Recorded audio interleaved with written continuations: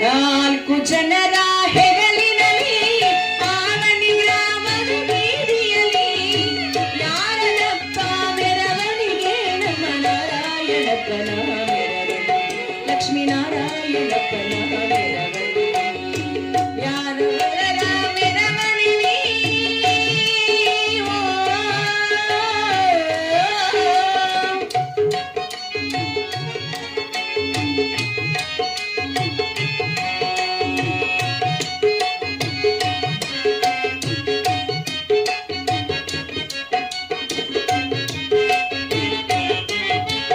ಮಲ್ಲಿಗೆ ಹೂವಿನ ಮೆರವಣಿಗೆ ಮೆಲ್ಲಾನೆ ಬರುತ್ತಿದೆ ಬೀದಿಯೊಳಗೆ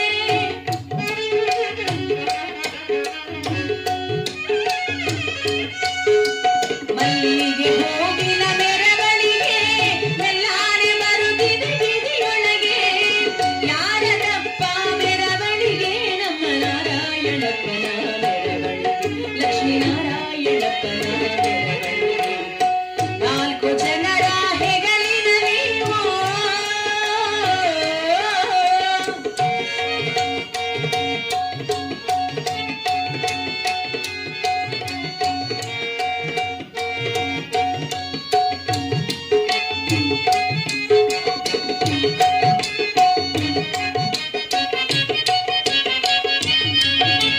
ಸಂಪಿಗೆ ಹೂವಿನ ಮೆರವಣಿಗೆ ಗುಂಪಾಗಿ ಹೊರಡಿದೆ ಬೀದಿಯೊಳಗೆ ಸಂಪಿಗೆ ಹೂವಿನ ಮೆರವಣಿಗೆ ಗುಂಪಾಗಿ ಹೊರಡಿದೆ ಬೀದಿಯೊಳಗೆ ಯಾರದಪ್ಪ ಮೆರವಣಿಗೆ ನಮ್ಮ ನಾರಾಯಣಪ್ಪನ ಮೆರವಣಿಗೆ ಯಾರದಪ್ಪ ಮೆರವಣಿಗೆ ನಮ್ಮ ನಾರಾಯಣಪ್ಪನ ಮೆರವಣಿಗೆ ಲಕ್ಷ್ಮೀನಾರಾಯಣಪ್ಪನ ಮೆರವಣಿಗೆ ನಾಲ್ಕು ಜನರ ಹೆಗಲಿನಲ್ಲಿ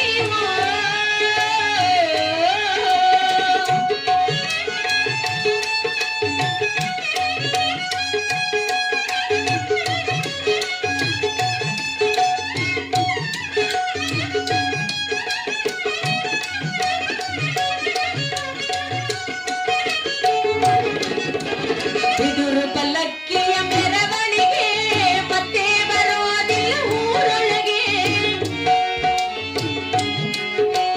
ಬಿದುರು ಪಲ್ಲಕ್ಕಿಯ ಮೆರವಣಿಗೆ ಮತ್ತೆ ಬರೋದಿಲ್ಲ ಊರೊಳಗೆ ಕಾಲ ಸೇರುವ ಮೆರವಣಿಗೆ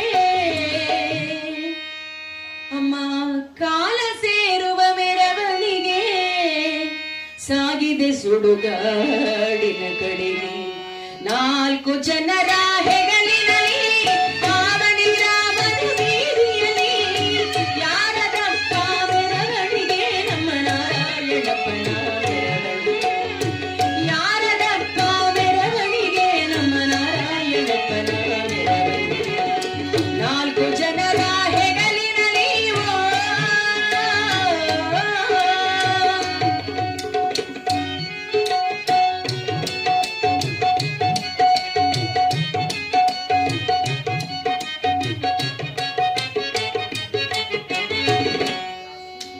ತಮಟೆ ಸದ್ದಿನ ಮೆರವಣಿಗೆ ತಮ್ಮ ಬಂಧು ಬಳಗದ ಜೊತೆಯೊಳಗೆ ತಮಟೆ ಸದ್ದಿನ ಮೆರವಣಿಗೆ ತಮ್ಮ ಬಂಧು ಬಳಗದ ಜೊತೆಯೊಳಗೆ ಕಾಲ ಸೇರುವ ಮೆರವಣಿಗೆ ಕಾಲ ಸೇರುವ ಮೆರವಣಿಗೆ ಸಾಗಿದೆ ಯಮನಾಪುರದೊಳಗೆ ನಾಲ್ಕು ಜನರ ಹೆಗಲಿನಲ್ಲಿ ಪಾವನಿ ಗ್ರಾಮದ ಬೀದಿಯಲ್ಲಿ ಯಾರದಪ್ಪ ಮೆರವಣಿಗೆ ನಮ್ಮ ನಾರಾಯಣಪ್ಪನ ಮೆರವಣಿಗೆ ಲಕ್ಷ್ಮೀನಾರಾಯಣಪ್ಪನ ಮೆರವಣಿಗೆ ನಾಲ್ಕು ಜನರ ಹೆಗಲಿನಲ್ಲಿ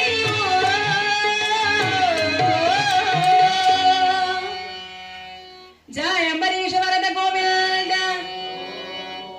మరి భక్తులారా ఇంత ఖర్చు పెట్టి ఇంత మరి అలాంటి వారికి ఆత్మశాంతి కలగాలని ఈ ఒక్కరోజు మనం అందరూ ప్రార్థిద్దాం. కొంతసేపు మనమంతు ప్రయత్నం మనం చేద్దాం. మరి ఈనాటి హరికథా గానం అన్న పేరు చెప్పలేదేమో. ఇదే గ్రామస్తులైనటువంటి పూజ్యులు పెద్దలు శ్రీ లక్ష్మీనారాయణప్ప గారికి ఆత్మశాంతి కలగాలి అనేటువంటి సదుద్దేశంతో పూజ్యులైనటువంటి ఇదే గ్రామస్తులు నాగభూషణం బాబు గారు మా కళా బృందాన్ని గౌరవిస్తూ ఆదరిస్తూ అభిమానిస్తూ మొట్టమొదట వారి ఆత్మశాంతిని ఆశిస్తూ కళా బృందానికి 516 కానుకలుగా సమర్పించారు. మరి వారికి వారి కుటుంబానికి కొంతసేపు కథ స్టార్ట్ అయ్యాక కొంతసేపు మళ్ళీ ఇద్దరు వినిపించుకోవాలి. ఇదే గ్రామస్తులైనటువంటి శ్రీ లక్ష్మీనారాయణప్ప గారి ఆత్మశాంతిని కోరుకుంటూ విజయ్ కుమార్ గారు ప్రేమాభిమానంతో వారికి ఆత్మశాంతి కలగాలి అనేటువంటి సదుద్దేశంతో కళా బృందానికి 516 కానుకలుగా సమర్పించారు. మరి వారికి వారి కుటుంబానికి దేవాతి దేవుడు శ్రీకృష్ణ పరమాత్ముడు సర్వదా రక్షించాలని మనసారా దేవదేవని కోరుకుంటూ జయ లక్ష్మీ రమణ గోవింద. మరి భక్తులారా, లక్ష్మీనారాయణప్ప గారి ఆత్మశాంతి కోసం ఈ ఒక్కరోజు మనం అందరూ ఈ కార్యక్రమం చేయాలి. పెద్దలు చనిపోతే పిల్లవాళ్ళకు కూడా నేర్పించాలి. మన అమ్మా నాన్నల మాకిన్ని చేసి అడిగితే మోక్షాన్ని పొందగలడు అంటే ఇంట్లో కూర్చొని టీవీలు చూసుకొని సినిమాలు షికార్లు చేసుకొని టైంకి ఒక వంట తినుకొని పక్కింటితో మీటింగులు కొట్టుకొని నిద్ర లేస్తే బార్లో పోయి కూర్చోవడం, అది ఇప్పుడు నేర్చుకునేటువంటి పద్ధతులు. కానీ ఇక్కడ ఉండే వాళ్ళు ఎవరు అట్లా వాళ్ళు లేరులే. అట్లా వాళ్ళంతా మా ఆంధ్రలో ఉండరు. ఆంధ్ర వాళ్ళు ఎవరైనా ఉన్నారా? ఇటు వాళ్ళు కాదులే, తమిళనాడు వాళ్ళు. తమిళనాడులా ఆంధ్ర కదా, పర్వాలేదులే. కేరళ వల్ల అన్నా నేను. కాబట్టి పవిత్రమైనటువంటి మానవ జీవితం ఎప్పుడు మోక్షం? మనిషిగా పుట్టినవాడు మానవత్వంతో బ్రతకాలి, దయాధర్మం కలిగి ఉండాలి, 10 మంది మేలు కోరుకోవాలి. అప్పుడే మనిషి జీవితానికి అర్థము పరమార్థం ఉంటుంది.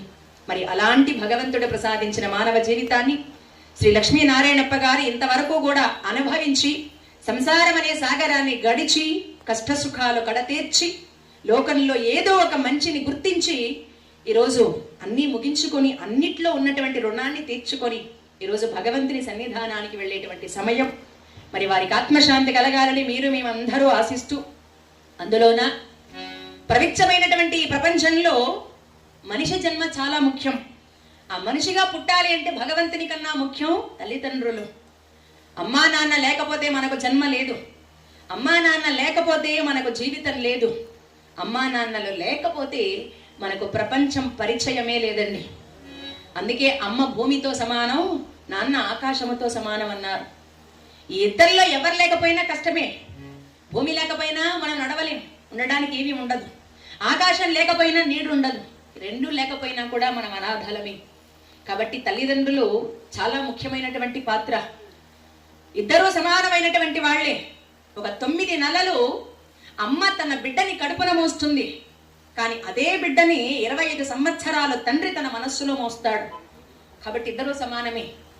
ఒక తల్లి బిడ్డకు సమయానికి ఏం తింటాడో అని ఎంతో బాధపడి చేసి పెడుతుంది. కానీ తండ్రి ఆ ఆకలి ఎలా తీర్చాలో తెలుస్తుంది. ఇద్దరూ సమానమే.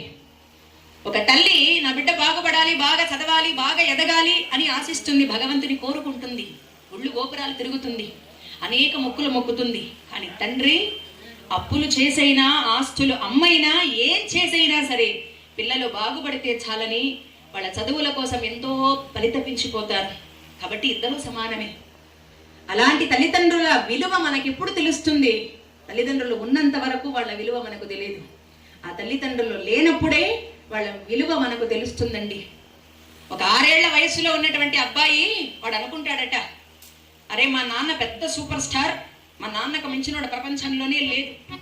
ఎందుకంటే అప్పుడు వాళ్ళ నాన్న ఏలు బట్టి నడిపిస్తాడు, గాడిలో అంతా తిప్పుతాడు, ఏం అడిగినా కొనిస్తాడు, ఏం కావాలన్నా చేస్తాడు. కాబట్టి వాళ్ళ నాన్న అప్పుడు వాడికి వాళ్ళ నాన్నే ప్రపంచం. ఎప్పుడు 6 ఏళ్ల వయస్సులో వాడు అప్పుడు వాళ్ళ నాన్న సూపర్ స్టార్ అనుకుంటాడు. అదే వాడికి ఒక 10 సంవత్సరాలు వచ్చాయనుకోండి, ఒక స్కూల్కి వెళతాడు. ఆ స్కూల్లో వీళ్ళ నాన్న ఒకడే కాదు, వేరే వాళ్ళ నాన్నలంతా పరిచయం అవుతారు. బాగా బైకుల్లో వచ్చేవాళ్ళు, బంగారం ఉన్నోళ్ళు, నగలు ఉన్నోళ్ళు, కార్లు ఉన్నోళ్ళు అందరూ వస్తారు. అందరిని చూసి వీడు అనుకుంటాడట, మా నాన్న పెద్ద సూపర్ స్టార్ అనుకున్నాను, మా నాన్నకు మించిన స్టార్లు కూడా ఇంకా చాలా మంది ఉన్నారు అని అనుకుంటాడు. అదే వాడికి ఒక 18 సంవత్సరాలు వచ్చాయనుకోండి, వాళ్ళ నాన్న అంటాడు, ఒరేయ్ పనికిరాని సవాసాలు చేయొద్దు, అమ్మాయిలతో ఫ్రెండ్షిప్ చేయొద్దు, సినిమాలకి వెళ్ళొద్దు, బీడీలు తాగొద్దు, సిగరెట్లు తాగొద్దు, ఎప్పుడు చూసినా ఫ్రెండ్స్తో తిరగద్దు, బైకుల్లో వెళ్ళొద్దు, ఫోన్ చూడొద్దు, టైంకి ఇంటికి రా, ఇవన్నీ చెప్తే వాడు అప్పుడు అనుకుంటాడట, మా నాన్న పెద్ద వేస్ట్ గాడు. ఎందుకంటే మంచి మాటలు చెప్తారు కదా, అవన్నీ చెవుల్లోకి రుచించం, అందులోనూ అది ఉడుకు రక్తం వేరే. అప్పుడు వీడికి తగ్గట్టు అన్ని ఉంటేనే, అన్ని రిజల్ట్స్ వీడికి తగ్గట్టు ఉంటేనే గొప్ప, లేకపోతే అదంతా విరుద్ధమే. మా నాన్న ఎందుకు పనికిరాడు, ఎప్పుడు నసపెట్టి చంపుతా ఉంటాడు, మా నాన్న పెద్ద వేస్ట్, ఎప్పుడు 18 ఏళ్ళ వయస్సులో అనుకుంటాడట. అదే వాడికి ఒక 25 సంవత్సరాలు వచ్చాయనుకోండి, 25, 30 పెళ్ళవుతుంది.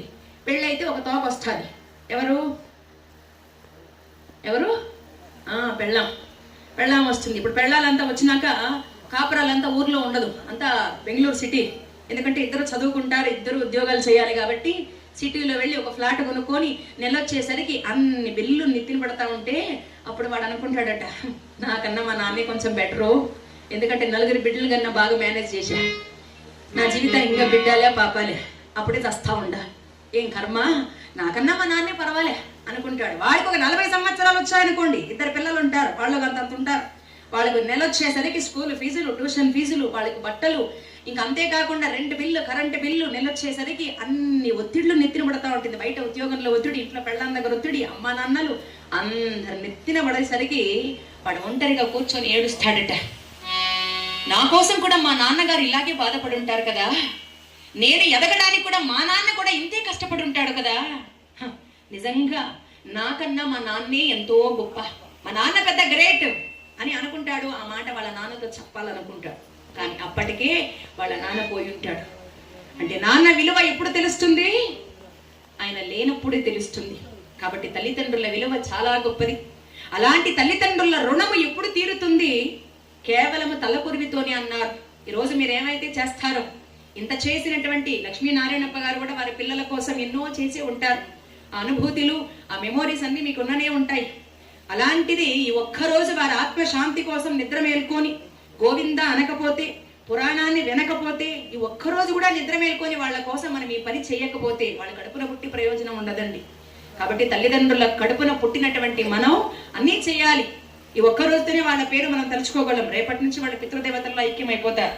మరి అలాంటి వారికి ఆత్మశాంతి కలగాలని మేమందరూ కూడా ఆశిస్తూ మనసారా ఆ దేవదేవిని కోరుకుంటూ ఒకసారి లక్ష్మీనారాయణప్ప గారికి ఆత్మశాంతి కలగాలని ఒక చిన్న పాట పాడుకొని వెళ్ళిపోదాం. చాలా ప్రసిద్ధిగాంచినటువంటి గ్రామం ఆవిని గ్రామం. అలాంటి ఈ గ్రామంలో మహత్తరమైనటువంటి సీతారాములు నడియాడినటువంటి గ్రామం. అలాంటి గ్రామంలో ఆ రామచంద్రమూర్తి కృప కటాక్షంతో వారికి ఆత్మశాంతి కలగాలని మనసారా కోరుకుంటూ జై ఇందిరా రమణ గోవింద